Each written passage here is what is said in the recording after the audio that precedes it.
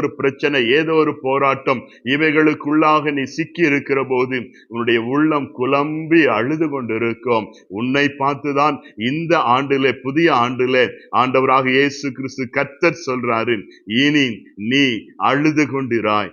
ஏனென்றால் உன்னுடைய கூப்பிடுதலுக்கு ஆண்டவர் மனம் இறங்குகிற ஒரு தேவனாய் இருக்கிறார். உன்னுடைய விண்ணப்பத்திற்கு, உன்னுடைய ஜெபத்திற்கு ஆண்டவர் செவி சாய்க்கிற ஒரு தேவன், பதில் கொடுக்கிற தேவன், மறு உத்தரவு அருளை செய்கிற ஒரு தேவன் உன்னோடு கூட இருக்கிறான்.